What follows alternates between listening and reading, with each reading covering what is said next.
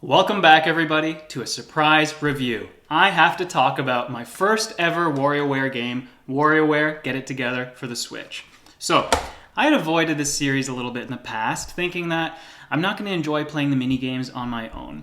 And when I picked it up, the intention was I was going to have my friends over for a Christmas party, and we were going to play it together, get it together, right?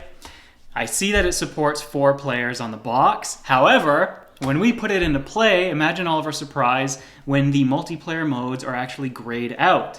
You have to play the story mode first to unlock more modes. So that was a bit of a disappointment, and I was already a little bit soured getting into the game. However, at some point I sat down and we played through the story mode co-op, and that was a ton of fun. Within the first couple of hours, I was already won over, and I was already thinking, man, this game is great.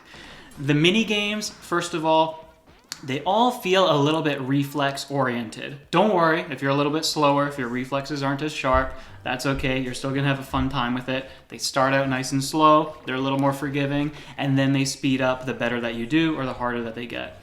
The story mode, if you have anybody to play it with, you two will have a blast. You will be primarily cooperating, but also competing against each other a little bit just to see who gets the better scores, who gets the target first, whatever the mini game is. I want to address something now that I've read online that other people have talked about. First of all, why this game and why not the other WarioWare game on the Switch? When I was in front of the store shelves and I'm looking at the games there and I see a couple of them are on sale, I'm saying I'm only going to buy one and let's figure out which one is higher ranked. This had a better Google review score. That's the only thing that I had time to check just while I was quickly on my phone. I didn't want to be standing there for 10 minutes. So I said, okay, Get It Together is the game that I'm going to get. Very similar to how when I bought Mario Party for the Switch, I only bought one of the two, whichever one was higher rated. And I really feel like I made the right decision. However, other people say that this isn't one of the better entries in the series. Oh no, the mini games are a little bit weaker, or I don't like that the characters are all different. You know, you're not going to use all the characters. And what is it that they're talking about?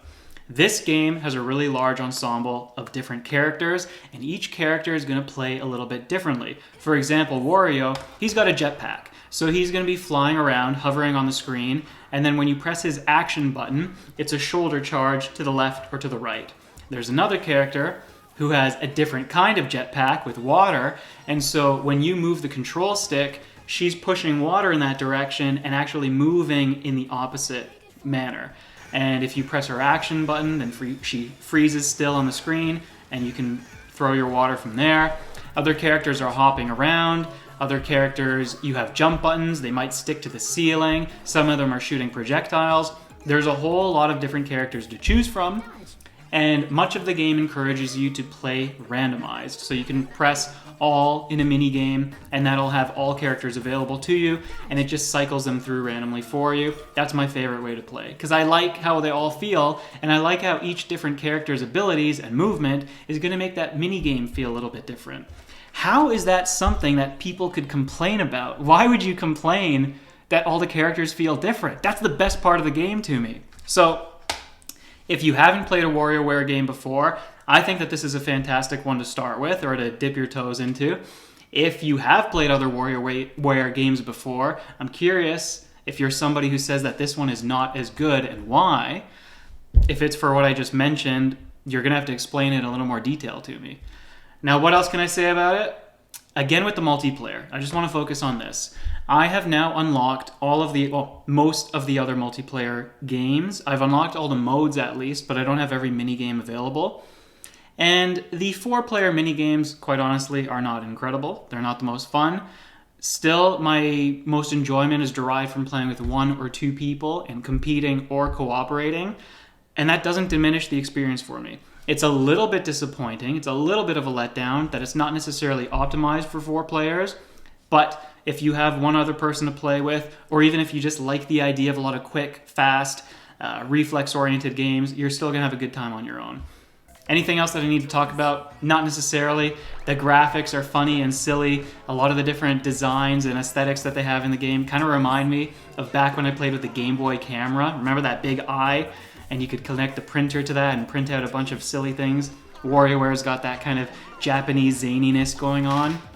The sounds are great. The music, I didn't particularly notice, but I'm sure it fits just fine. I don't have to dissect all of these little individual elements, right? I mean, you play for the gameplay, and the gameplay is really fast and really fun. Now, what about extra features? What about when you're done with the story mode?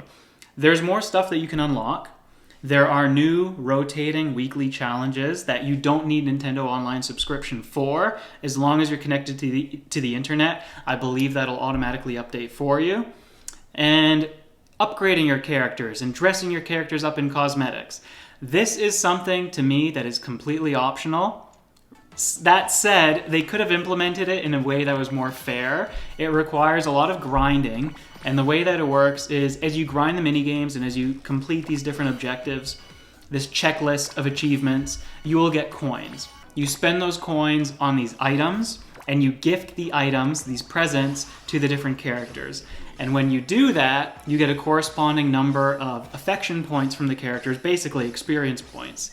And as they level up, you unlock new color palettes and new designs and new costumes. It's a little bit tedious if you want to play, for example, as one character who's green instead of red. You might need to keep on dumping points into them, dumping currency, and that could take a little bit while, but it's all part of the fluff, it's all part of the frills, it's not part of the main gameplay whatsoever.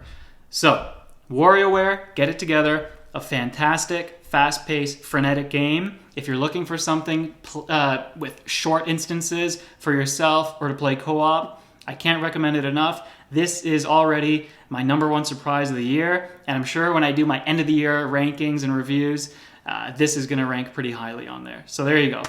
Thank you everybody for watching. Let me know about your own WarioWare experiences, and maybe if there's another game in the series that I should try. I feel satisfied with just this, but I am curious about some other entries. All right, see you in the next video.